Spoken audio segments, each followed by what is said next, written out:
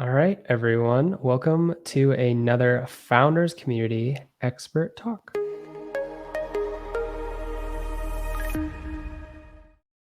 So we have Melissa today, who is just a content marketing superstar. Does not run an agency, is a fractional leader. Let's be clear about that. But Melissa is going to talk to us today about a beginner's guide to starting a content marketing strategy. And I'm really, really excited about this talk. So, to start off, Melissa, I would love for you to just give a brief background on you, and then I'll get out of your hair and let you do your thing. Sure. First of all, thank you for having me today, and thank you to everyone who has joined. I am a career content marketing expert. I have been in content marketing for about 13 years, about 10 of those years being in strategy and leadership roles. And I now am a fractional content marketing leader servicing B2B startups. Awesome. Yeah, I'm from just biasly from what I've seen from Melissa within Founders Community, I this talk should not be free whatsoever. She is going to drop a ton of knowledge on us today. So I will go ahead and let you start. Um, I will add your screen and you can just take it away. Okay. Cool. Cool. All Oh, righty. You're all set. all right. I am going to dive in. Okay. So this conversation today is largely a dialed down, very lean version of a content marketing conversation for somebody who doesn't have resources or budget or is very, very new to the game. So if you are a solopreneur or a startup leader who is still really in those early growth stages, this conversation is for you. If you are somebody who wants to do content but you don't know how to get started because you just don't have anybody in house, you can't afford a contractor, we're going to talk through some options for you today. If you are really interested in content but you feel like that's not your place because you're not a professional marketer, you're not a writer, you don't have a whole video following online, that's fine. We're also going to talk about how you can dive into content. You actually don't need to be a creator or an artist to be creating and sharing content online. And then finally, do you have to spend a fortune to start with content marketing? It's wonderful if you have some budget, but if you don't, there are still a lot of options you have that are free. So we're going to walk through all of that today here. We're also going to address the skeptics. So if you joined and you're on the fence and you're not sure why you need content marketing, I'm going to have that conversation with you. Within the next few slides, you're probably going to be convinced that you need content. Okay, so by the time we're done today, here's our goals. You're going to know how to start doing content marketing for your own business, no matter how small and modest it is. You're going to understand how to create a mini strategy, and I will be sharing templates after. So if you're in the founders community on the founder Slack, we'll be dropping the templates there. Make sure that you join us later. You'll essentially be able to fill in the template with everything we talk about today. And the outcome of that will give you a strategy that you can use as sort of a springboard for starting content. We're going to talk through several approaches for coming up with content ideas. And then we're also just going to address some of the newbie mistakes to look out for and what you should be doing instead to get really good results. Okay, so who the heck am I? Just to give you some context and to make you think I maybe know what I'm talking about, I have been in content marketing for about 13 years. 10 years of that has been in strategy and leadership roles, whether in-house at B2B organizations or at agencies that service B2Bs. I specialize in building content marketing programs from scratch, which means oftentimes coming into an organization that doesn't have any content, hasn't had any budget, hasn't had a person managing it, and literally building it from the ground up. So we're going to leverage a lot of that expertise that I have to walk you through how you can do that today. I've worked with more than 40 B2B brands. I've written thousands of pieces of content. And the big brag stat here, generated about 300 million in revenue from my content marketing programs. Okay, let's dive in. So what do all of these have in common? This isn't the full list, but these are probably some things that you encounter on a daily basis during your online experience. Landing pages, e-guides, newsletters, lots of LinkedIn posts, Twitter threads, online courses, webinars, blog posts. This is all stuff you see online. So what's the common thread here? All of these are content. If you're the person who's wondering if you need content marketing for your business, this is the slide for you, because this is the slide that tells you that you do. Any sort of media that you put out is content. Any conversation that you're having with someone online is content. A lot of people think content is just a blog post or just your website copy. That's not true. So anything that you are producing that is intended to engage, have a conversation with someone who is a follower or a customer, and ultimately convert them is probably content. When you start thinking about content in that lens, it's going to shift your perspective. First, you're going to know that you need it for your business, but you're also going to start approaching all of those different assets in a different way, right? They're not just something that you put up for your business. A website isn't just a website. It's your primary real estate where you're trying to get people to convert.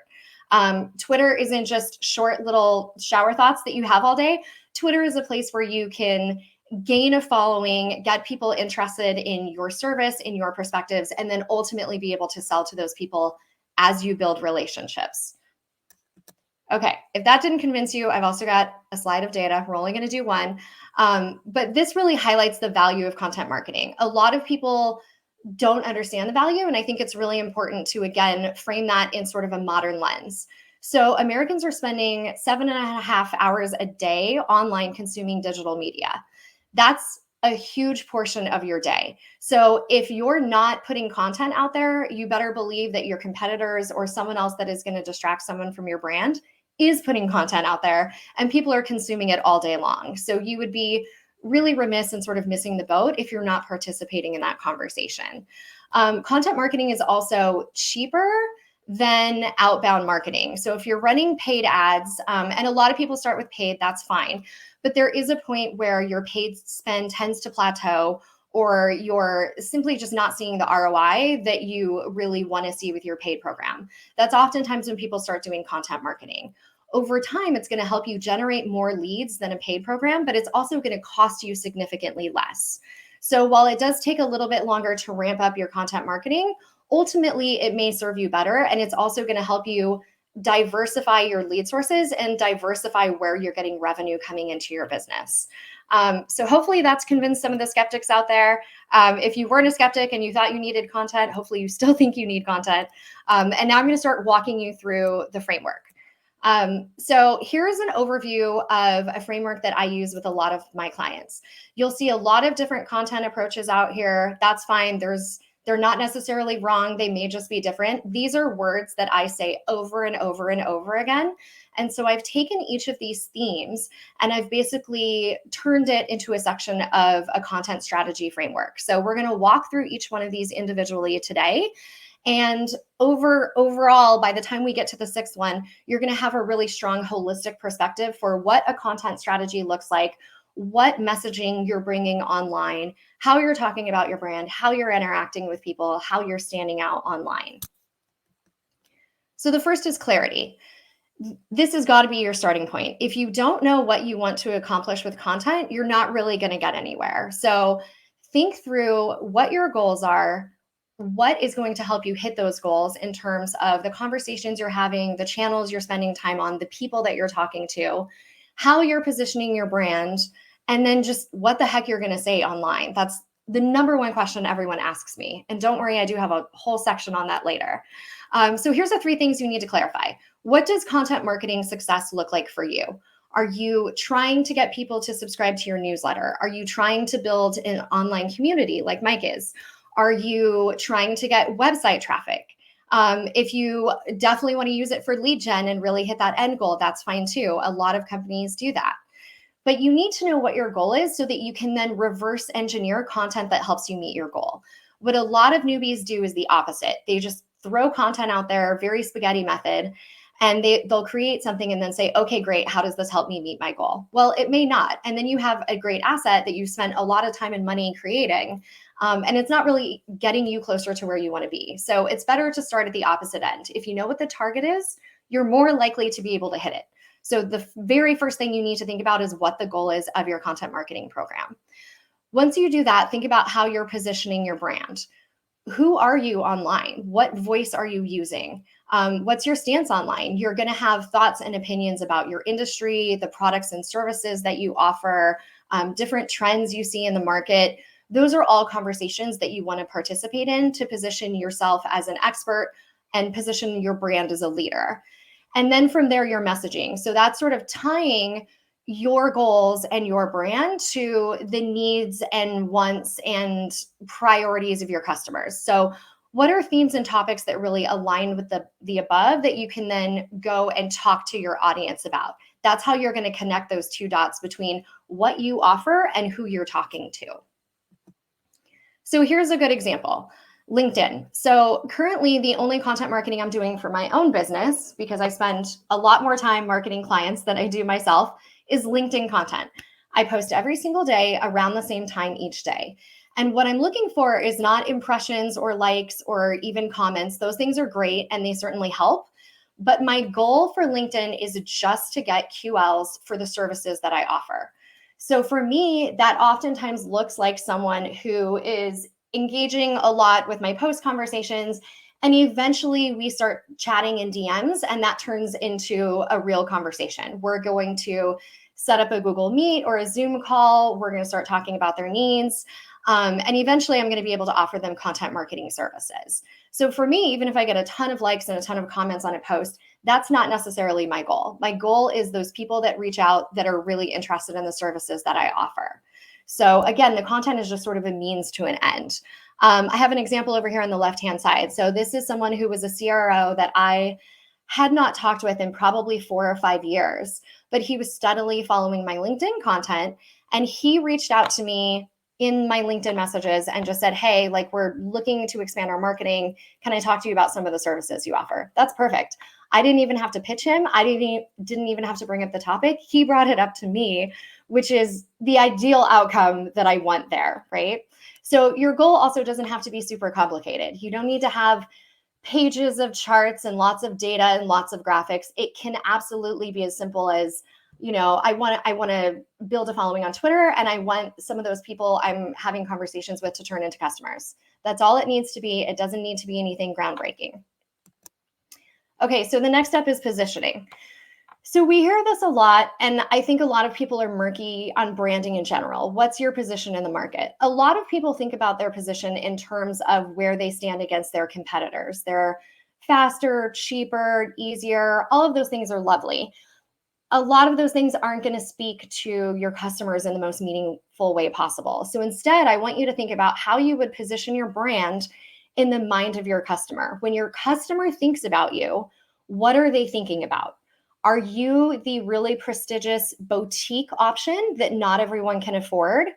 Are you the very approachable, very inclusive sort of starter brand that everybody can get involved with and the barrier to entry is very low? Are you visionary and you're doing something different that nobody else is doing in terms of what your competitors are offering, right? Those are all different approaches that you can take, but you want some sort of approach to your content that is really going to help you stand out strongly in the minds of your audience and your customers. So that's what I mean when I talk about positioning. Yes, you need positioning in the market. You also need positioning in the minds of your customers. Okay, so messaging. Themes and topics, we talked about this, relevant to both your customer and your brand. You want to connect those two, right? So the first thing is, what is your circle of genius? What is the thing that you do better than anyone else?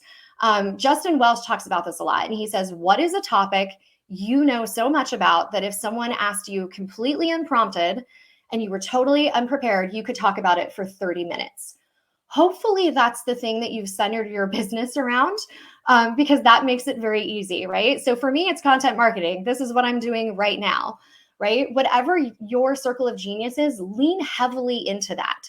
It seems easy to you because you've been doing it forever and you're entrenched in it.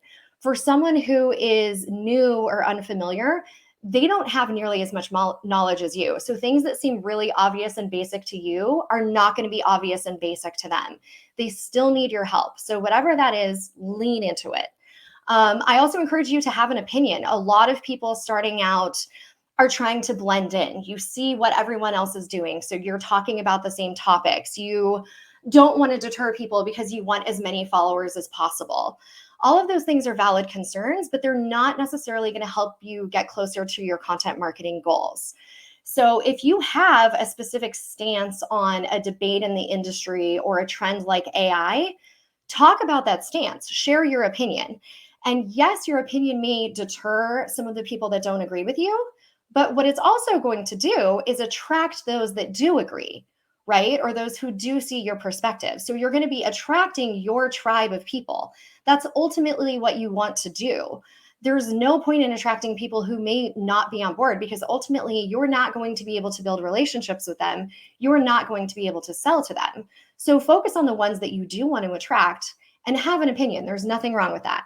I should also add, there's a way to have an opinion online without being a jerk about it or shaming anybody. So if that's your concern, you can say it in a nice way, the same way that you would say it to your close friends or family members, maybe close friends, because sometimes we're a little snarky with family. So you can have an opinion and also still be a nice guy. Those things are not necessarily mutually exclusive. And then finally, what problems can you solve and who are you solving them for? You need to get very clear on who needs your product, why they need your product, how they need your product, how you're really serving them in a meaningful way. And it needs to be really specific, which we'll get into a little bit later here. Okay, the second element is the basics of your strategy. So this person that you're talking to, what do they care deeply about? And when I say deeply, I mean on a fundamental emotional level. What is a driving force that gets them out of bed in the morning? What is something that keeps them working late at night because they're stressed out?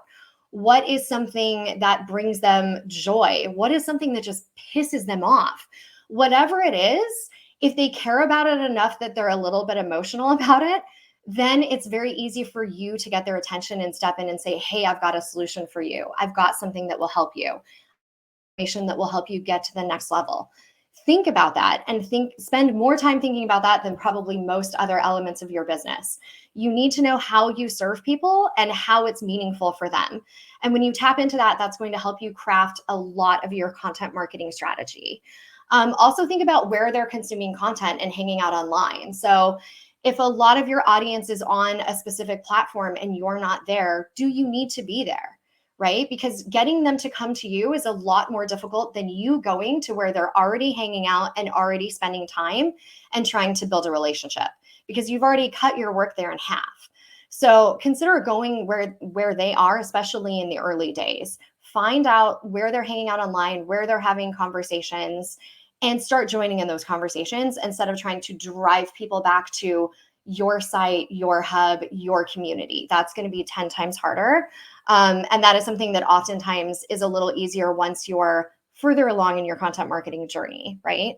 And then we talked about connecting the dots. So what is that direct pain path from their pain point to your product and service? How are you connecting those dots? And how are you having that conversation with them?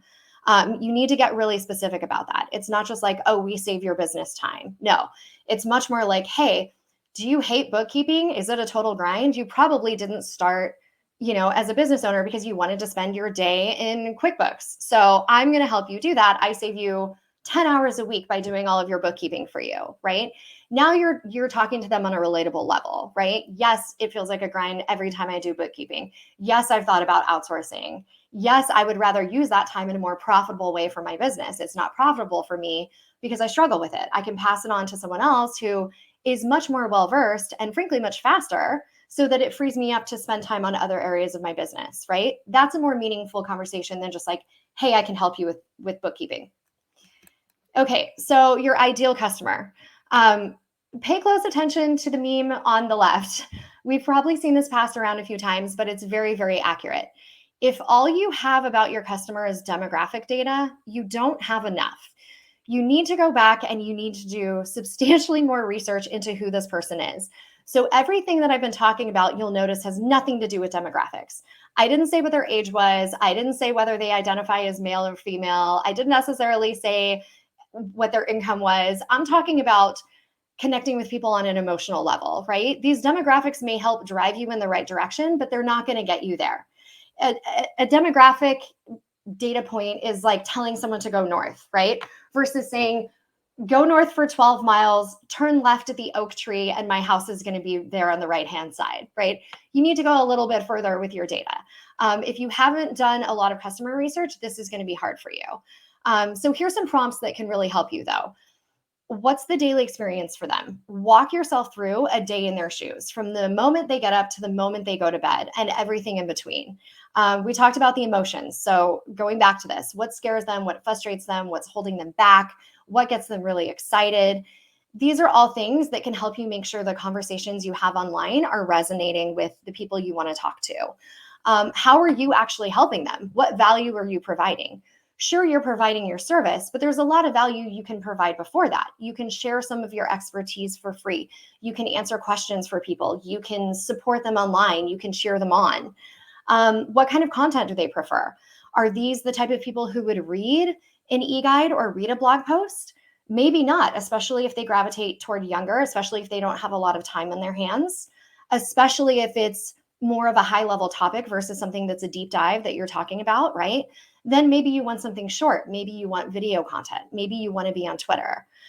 So think of that too. It's not just the conversations that you're having and the topics you're having with your audience, but you also want to be really concerned about how you're giving them that information. Give it to them in a medium that is comfortable for them to consume, because then they're more likely to take it in, they're more likely to find it interesting and engaging, which means they're more likely to come back for more. Eventually, that person may turn into a customer. I read a lot. My phone is almost always on silent. So I actually don't watch a lot of online videos unless they have captions. If I click into a video and it doesn't have captions, I bounce really quickly because chances are I'm not turning on the volume on my phone to watch that video. I'm going to go bounce and I'm going to find something that has a caption, or I'm going to find something that I can read. So consider that experience for your audience. Third element, how are we doing on time? Okay, we're doing okay. All right, leaning into originality. So this is key. And again, a lot of people don't do this. A lot of people look around and try to take a cue from what everyone around you is doing. If you're doing the same thing as everyone around you, you're just not going to stand out. So think about what makes you and your business different. What are you doing better alternatively than your competitors? Have you come up with a concept or a strategy no one else is using? Are you taking an approach that no one else is using yet? If you have a methodology or a set of tactics that you use, give those a name. So we're walking through the 6-point framework right now. This is mine. I made this up. You're not going to find this on a bunch of content marketing websites. You're not going to be able to go out and download a bunch of maps that give you these same 6 points. I looked at the approach that I was taking with every client, every brand that I've worked for over time. And after a couple of years said, I have these recurring themes that I revisit again and again. And there are specific ways that I structure this so that the C-suite that I'm presenting to, the team that I'm rolling out a strategy to, the person that I'm training can understand these fundamental elements of content. So I took them, I gave them a name, I made a couple of visuals, right? But now I have something that no one else has that I can point to. Do that with your own services and your own systems. You already have an approach that you're probably using day in, day out. Give it a name, visualize it, clarify it, talk about it. And that's going to help you stand out. So anything that you can do to be distinct is going to help you stand out above your competitors, apart from your competitors. The more you blend in with the crowd, the harder you're going to have a hard time getting anyone's attention. And this is so obvious when you say it out loud, but it's not something that anyone thinks about when they're doing content. Like everyone just goes on LinkedIn and is like, oh, well, everyone's talking about Chat GPT. I guess I should talk about it too, right? That's not helping you. This quote at the top is from a guy named David Kim, who has a great Twitter account of marketing tips. And I couldn't find the actual tweet to screenshot it because it was many, many months ago. But I love this, and I've been quoting him ever since. If you keep looking at what your competitors are doing, you might end up copying their crappy marketing. That's the best way that I can illustrate this point. Lean into what makes you distinct and lean into it heavily. That's how you're going to stand out. Okay, fourth point here. So integrity. So when I say integrity, I'm not necessarily talking about someone who's malicious or a criminal. Are there online scams? I'm sure they are. That's not what I mean at all. What I mean is a lot of these newbie mistakes that we see or the results we see online that are frankly oftentimes just due to someone sort of half-assing their content marketing. So you've seen these before, and you probably just haven't stopped to think about it, but you also probably haven't clicked on a lot of it also. So 95% of you are doing this wrong. Raise your hand if you've seen a blog post or a LinkedIn post that starts with a stat like this. This is made up. We all know it's made up. This person just took a number and threw it on there because they thought it was somehow going to stand out and jump out at you because it's got a number. It probably did in the early days, but now everyone's done it enough. We've seen enough listicles that it doesn't really have the same power, right? You just keep scrolling. Jay Acunzo, highly recommend his podcast, but he talks a lot about quality and marketing and quality for creators. And he often says that if you're going to pull a stat out of your ass, you should at least sanitize it first. I'm kind of in the same boat as Jay here. Big believer in this. If you're using a stat, make sure it's actually relevant. Pull something from a peer-reviewed journal, cite your source, do a case study of some of your own clients and see how you're making them more money, saving them more time, helping them grow their businesses, something meaningful. Use that stat. And again, then you have something that nobody else has because you have a stat that's meaningful for you and your business and you've connected it back, right? Versus just throwing something out there that everyone's saying. Same thing with clickbait. Anything that's just sort of melodramatic and inflated and heavily emotional, hashtag Twitter. We've seen this before. And yeah, it gets people to engage, but it usually gets them to engage not for a good reason, right? You see a lot of people getting worked up in the comments. They get irritated, they're arguing, they're trolling. So yeah, that's a great way to go viral and I guess get a lot of engagement and impressions, but it's the wrong way to do it, right? Because you're not building a strong relationship with those people. Those people are probably not going to convert into a paying customer for you. So that's a bad approach. Bait and switch along the same lines. Dark pattern tactics. You may not have heard this term before if you work outside marketing, but you know what this is. Dark pattern marketing is when someone tries to sort of bully you or shame you into making a marketing decision that you're not ready to make. So if you've ever been on a website and there's the option to sign up for their webinar, newsletter, what have you, right? And then the no option oftentimes says something really snarky and condescending like, no, I prefer to still just be bad at content marketing, right? Okay, cool. That's a crappy approach, right? So they're basically telling you that they're judging you and you don't get to feel good about yourself if you are not choosing their product or service at that moment in time, even if it's just that you're not ready yet. So what they failed to do is really provide you enough value and enough information about why you want to work with them and the credibility that they have before they're trying to get you to convert. It's a horrible tactic. Don't do it. Same thing with pandering. Selling before helping is along the same lines, right? So don't just go online and start content marketing and constantly trying to hawk your services. No one cares. No one cares about you as much as you care about yourself. They care about how you help them, how you improve their lives, how you solve their problems, how you make them smarter, how you help them have better conversations. Whatever that is, they care about the outcome of what you're offering versus just what you're offering. So when I'm talking about high integrity content, this is what I'm talking about. Take a more thoughtful approach to the conversations that you're having, and you'll find that you're often getting a more thoughtful response from the people that you're trying to connect with online. Consistency. So consistency is all about expectations.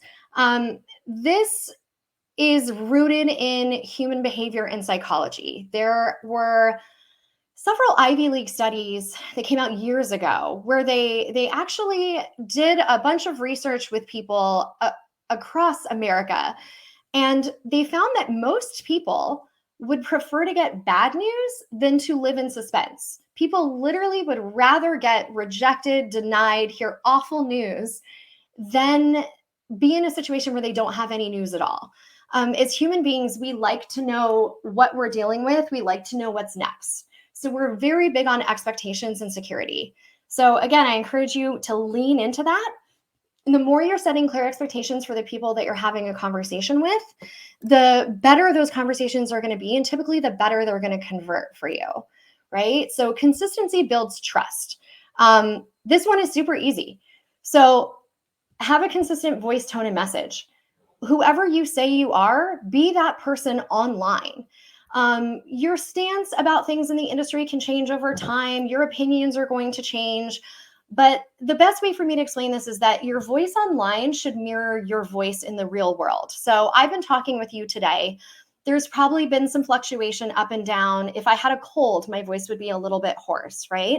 But largely, I still have the same voice all the time. The tone may change, and it'll change depending on whether I'm meeting a new client, if I'm telling my dog to stop chewing that thing in the corner, if I am telling my best friend's kids to calm the heck down, right? Whatever it is.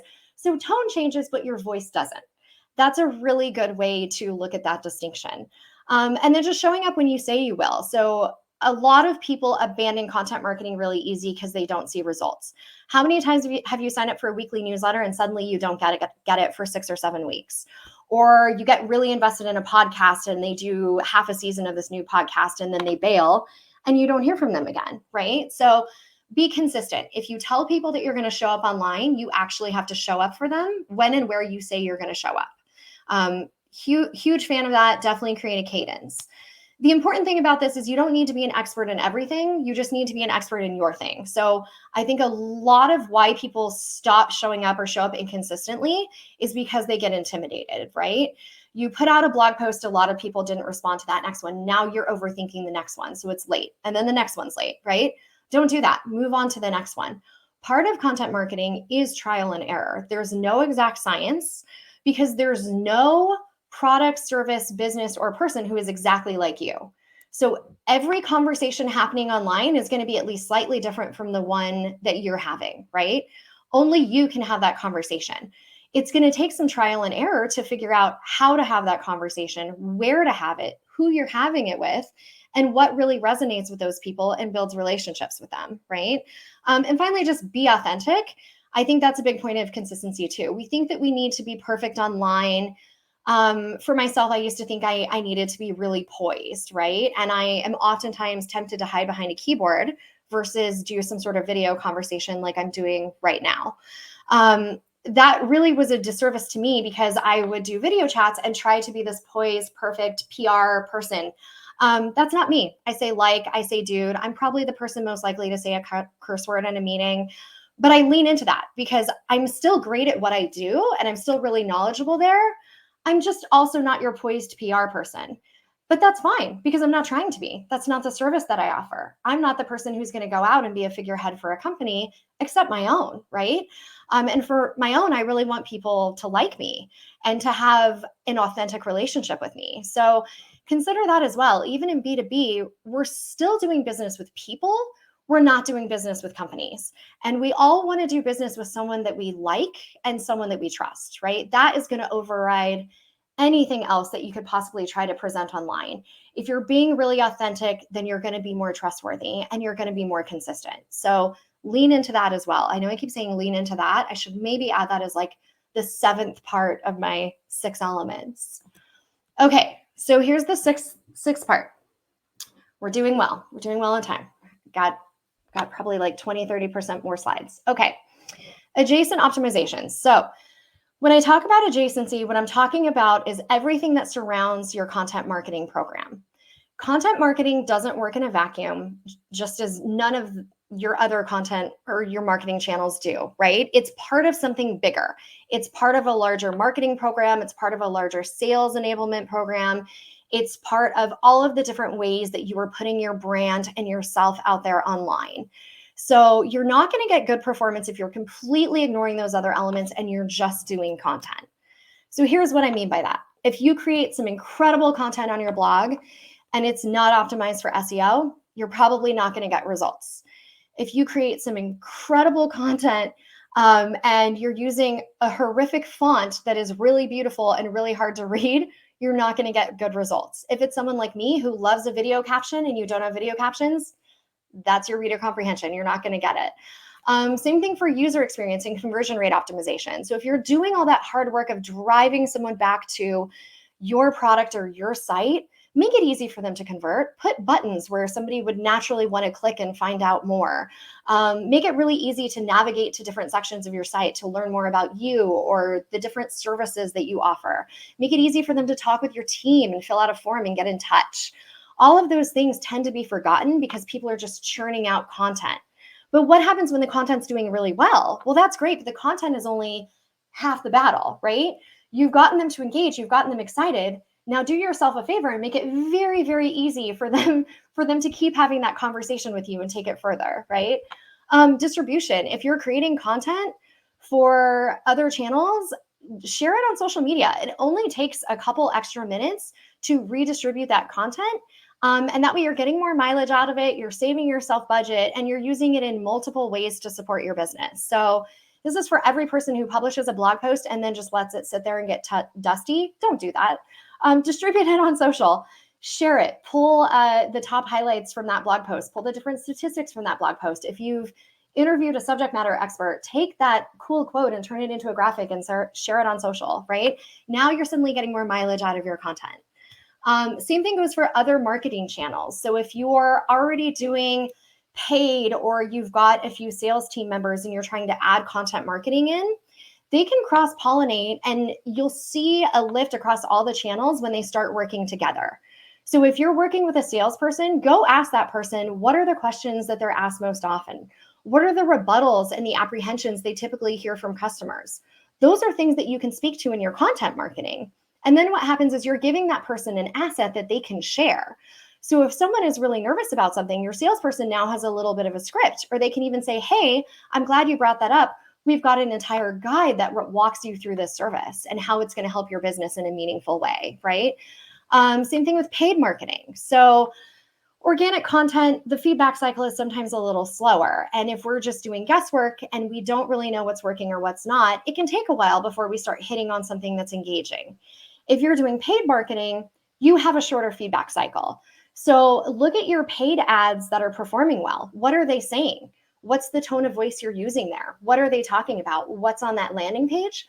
Those are things that can carry over directly to your content marketing program and inform the way that you're doing videos, the blog topics that you're choosing, the information that you're sharing out there on Twitter, whatever that looks like. So make sure that you're not working in a vacuum. Put your head up, look around, look at other areas of the business to see what is or is not working, and all of that can inform your content marketing strategy. Final bullet point in this section, pricing.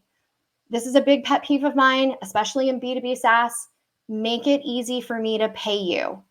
If you don't want to put your pricing information online because your service is very bespoke to every customer, or frankly, it's very expensive and you need to demonstrate all of that value before you have a high dollar conversation with someone, that's fine.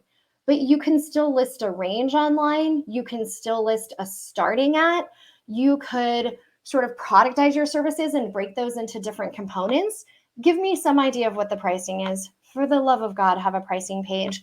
And more importantly, make it very easy for me to pay you. If it's a situation where I can sign up really easily, especially if you have a low dollar model, if you're using kind of a freemium sort of thing and I can drop into a free trial, or I'm going to spend $20 on this video course that you've made and then hopefully I will upsell, make it incredibly easy for me to buy that online, right? If I have to look around on your website, if I am liking what you're saying on LinkedIn and then I can't easily click through to your site, I'm going to be deterred because you're making me do extra work. So when someone is ready to give you their money, this is the most important point, my friends, make it as easy as humanly possible for them to pay you. Don't undermine yourself by getting 99% of the way there and then making that last step very, very hard. So look at all of your assets, look at the content experience you're providing, and make sure that you are providing a really easy funnel for the people that do want to move forward. Okay, so all of that said, that's a lot. I need to take a breath. Whew. Okay. Coming up with topics. Every time I have these intro conversations with someone, everyone says the same thing. Okay, that all sounds great, but what the heck do I say online? Everyone starts freaking out. I'm going to give you some options here. We're going to walk through a couple slides of prompts. I also, again, have a template that I will share later on that you can fill out that will have all of these prompts in here to help you.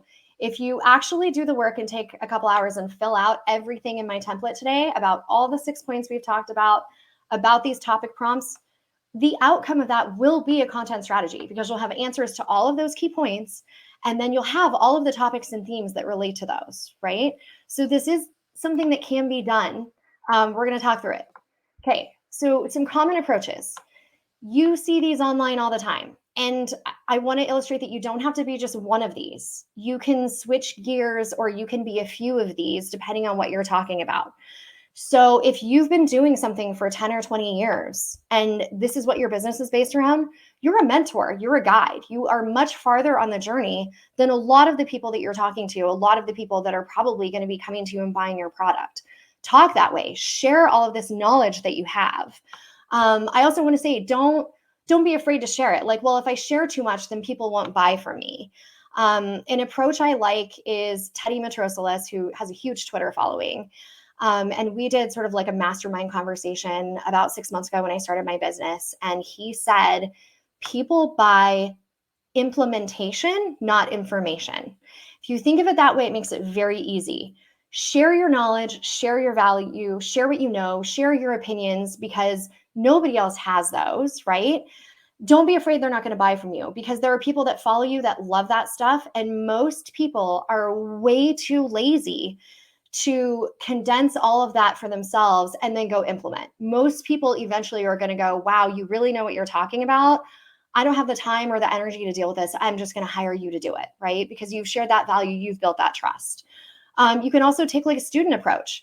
You don't have to have all the answers online. So if something is new to you, have a conversation about it. That makes it much more human. So if you're playing around with an AI tool, you don't have to act like an expert. Everyone who did that a few weeks after Chat GPT was released online kind of looks silly, right? There's people out there marketing themselves as Chat GPT experts, and all of us are going like, it's been here for 2 weeks, like no one's an expert yet, right?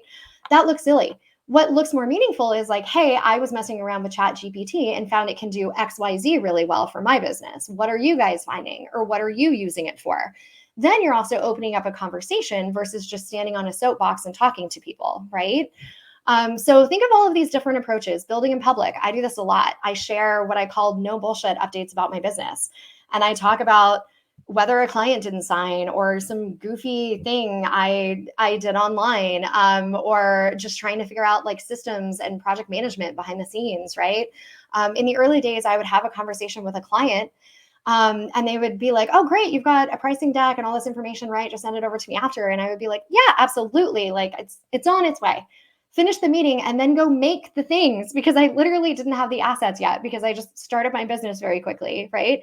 But I found talking about that, people really enjoyed that because there's a lot of people that are in the same situation that are also just waking up and still winging it in the early days of their business, right? And so it didn't deter people. What it did is it attracted a lot of people that were like, wow, I'm doing the exact same thing.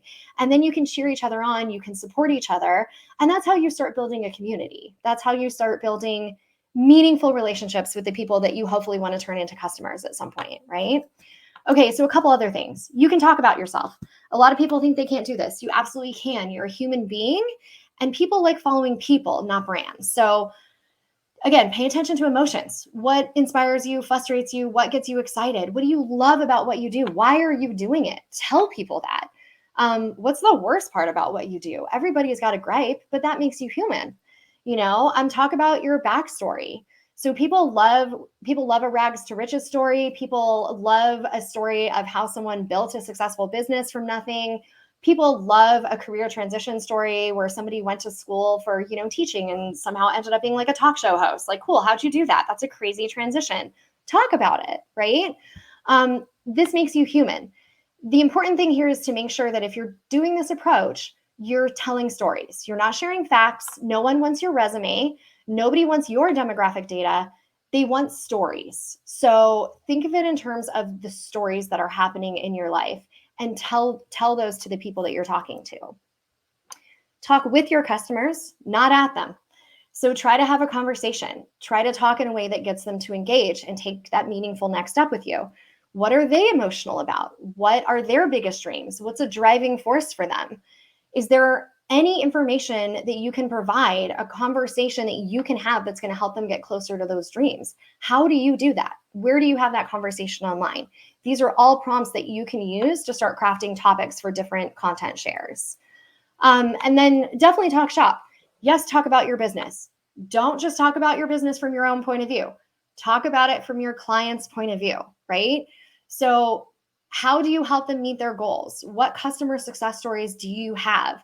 Is there a specific milestone that you can help someone reach so that they get to the next level? What does that outcome look like? We talked about those proprietary systems. If you have those, lean into those. Get a little spicy. Call out some of the BS that's in your field. Chances are a lot of other people see it and they're just not saying something. And if you're the person that's actually saying it, you look like the person that's pretty authentic because you're not afraid to have a real conversation, right? And I emphasize again, you can do that without being a jerk. Okay, quick tips. I know this has been a lot of information and I do want to wrap up pretty quickly so we can leave time for questions. It's coming. So don't spend too much time talking about your product and service. Spend more time talking about your customers, how you help your customers, the insights that you have, the knowledge that you're sharing, than you do talking about your products and services. So if you're going to make an ask in your online content, I typically set a rule with my clients that no more than 10% of your social media content should sell. So 1 out of every 10 posts, you get to mention your product or service, say, hey, there's a link in the comments if you want to learn more, right? Otherwise, share your knowledge. The rest of it is going to come. You also don't have to do the kitchen sink. People think every post, every share they do has to include everything they've ever learned, every point of expertise they have. That makes it impossible for people to wade through it all. So make it digestible. Think 1 point per post, especially for social, single point. That is going to help you stay on topic and be very clear in the way that you're communicating, especially on social media. It's also going to help you get a lot more mileage because instead of combining 5 amazing insights that you have into one post, you're going to break them out into 5 different posts. You're going to break them out into 10 different posts because you can say it different ways, right? So 1 point per post, you're going to get a lot more mileage that way. That's how you don't run out of topics. And then don't forget calls to action. So even if you're not selling, ask questions, ask people to share their thoughts, ask people their opinions, right? Get them to engage with you in a meaningful way. And that's how you're going to start relationship building. I think I maybe have another slide. Yes. Okay. This is the important part because I know it feels hard. It feels like a lot of information. More is not more. A few thoughtful pieces of targeted content are going to get you more than a lot of really crappy, mediocre content that you had ChatGPT write. Okay. So there are companies that have huge budgets and you see them spinning out content on every channel every day. That's great. That's good for them. That can be a goal if we want it to be a goal later on. You don't need that to be successful in content marketing and get ROI for your business. I'm a career content marketer. The only content I'm putting out for my business is LinkedIn posts and LinkedIn conversations. That's it, nothing else.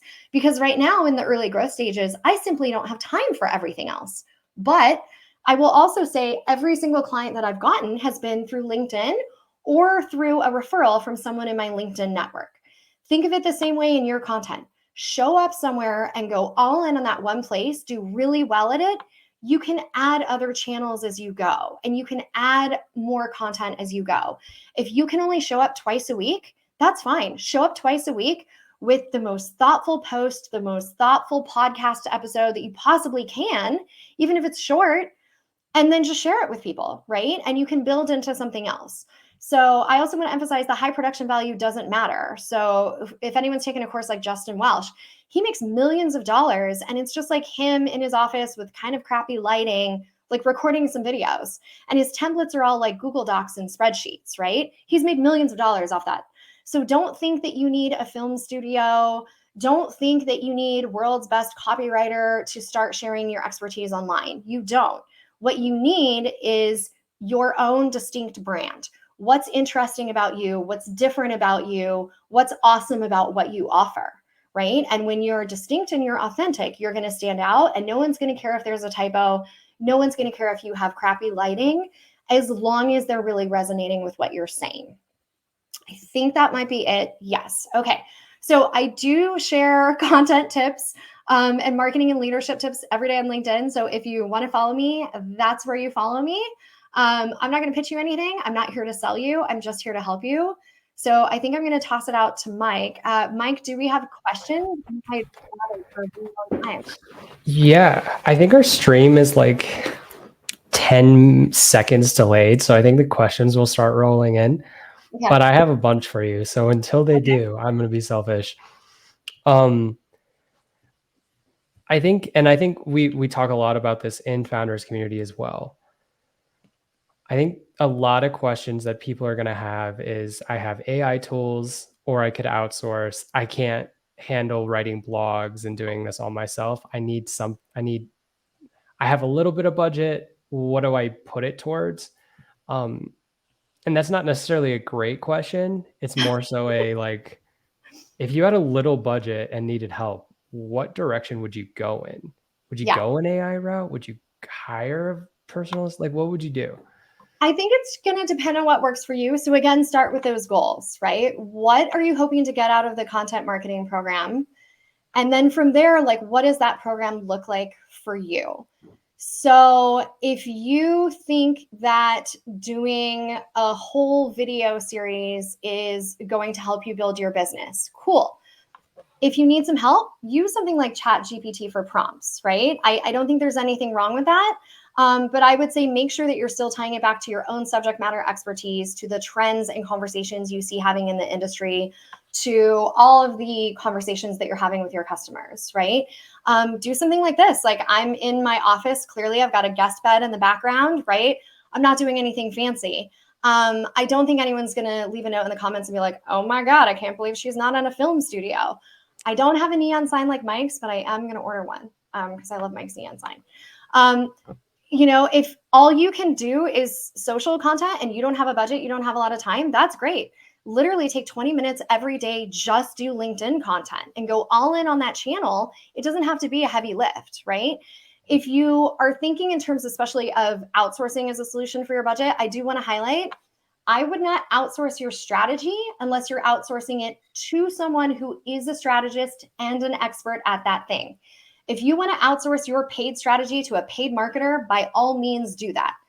If you want to outsource the strategy piece of your marketing to someone who is super junior, someone you found on Upwork for $5, you're going to get what you pay for. And it's probably not going to align with the goals that you have for your business because no one knows your business like you. So I heavily encourage you. That's part of the reason why I took the time to put a template together for you guys today. Take the template, take a couple hours. I saw that, Caesar. Um, take the template, take a couple hours, craft your strategy. And then if you're going to outsource production to someone, that's fine, but have them work off the strategy that you created so that whatever they're producing for you is helping you get the ROI and meet your goals. Yeah, and I think we talk about this all the time as well with sales when we have conversations about sales and founders community. But as a founder, you are going to have the highest close rates. I think Kyle talked about this a couple of weeks Yeah. ago when we were at the same question of when do I outsource my sales? Yeah. You writing content you started this business because you're an expert in it. You're right. You started writing content originally and people responded to that because you were an expert in it. If you outsource all of that, people are going to be like, what happened? Like, this is like you're building thought leadership. So unless you're hiring another thought leader to write that content or ghostwrite for you, it's tough. Um, and then I'm not gonna put Melissa. If you look, I'm not gonna put that one on the screen because I'm gonna put it on the screen just to see how big it is. It's fine. You can read it there. But Yes, um, this is a huge thing that people, this is actually a huge thing that I see all the time. Yeah. Okay. So a lot of people do this when they start out. I did this. If you go back and you read my previous LinkedIn content. So oftentimes when you're trying to figure out what to talk about, you start kind of talking to yourself, right? You start having the conversations that you have with your peers and your colleagues, because those are the people you're typically bouncing ideas around with. Those are the people you were probably talking to before you started your business, right? And they get that content because it makes sense for them. And anyone who's behind you on the journeys is going to get that content too. So for me, I was talking to a lot of other content marketers and content leaders. I was sharing copywriting tips because something one of my writers did would irk me, or how I hired editors, something like that. Those are all people that are sort of a few steps behind me on the journey, right? They may not be there yet. Now, not to say that there's not value in sharing with those people, because there is. I firmly believe there's room for everybody to eat. Share what you know, help other people. It's all going to come back to you in good karma. But those aren't necessarily the people that are going to hire you right now, right? So it's very important that the conversations that you're having primarily online are conversations that your ideal client wants to take part in.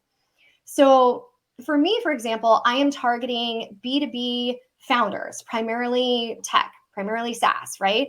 So you'll see me talk about that. Now, I'll oftentimes say, here's a mistake I keep seeing B2B SaaS companies making in their marketing, blah, blah, blah, right? Now, maybe B2B marketers like me see that and it resonates with them, but you know who also sees that? The founder who's really frustrated that his B2B marketing isn't working correctly right now, right? So think in terms of the conversations that your audience is having. It's the clients. You want to have the conversations your clients are interested in, what they want to talk about versus just your peers and your colleagues.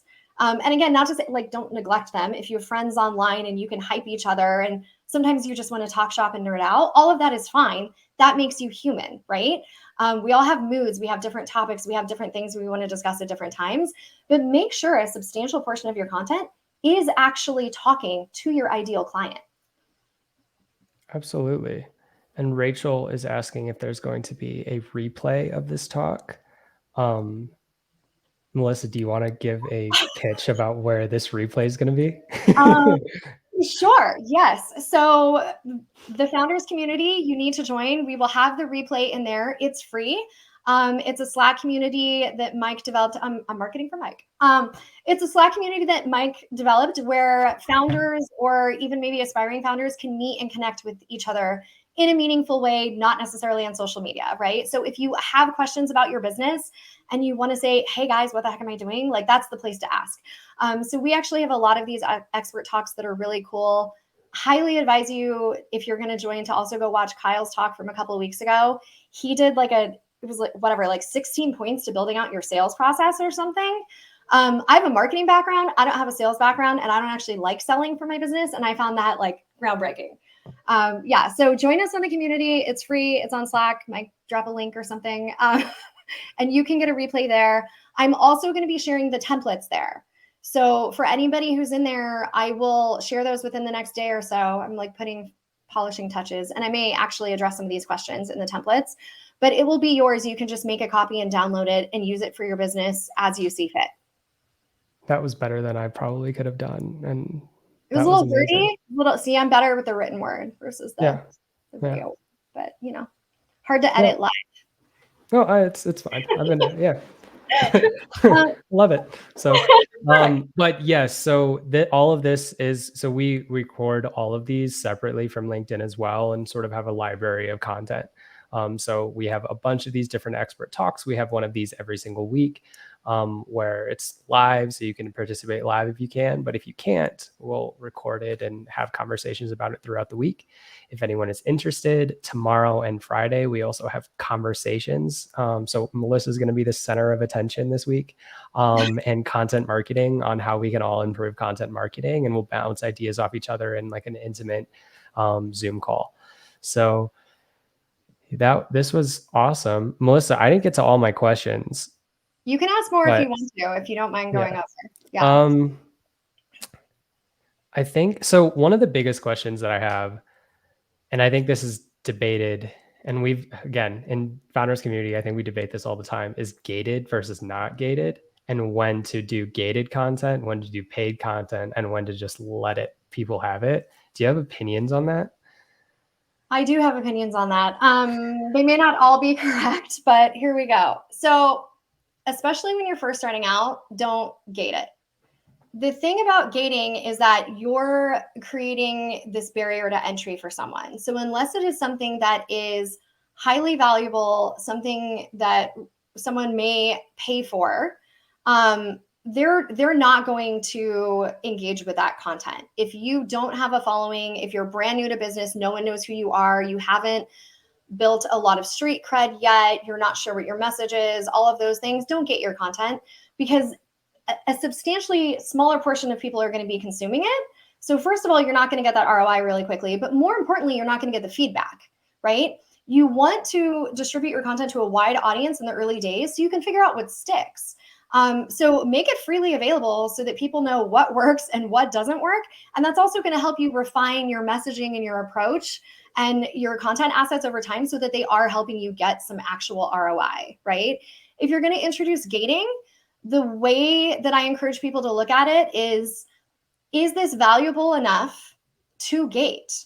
So if there's a bunch of guides, courses, webinars, what have you out there that are not gated, that are incredibly similar to yours, that have at least as much value in them, if not more, and have a real talk with yourself. Don't say I'm magical, my stuff's the best.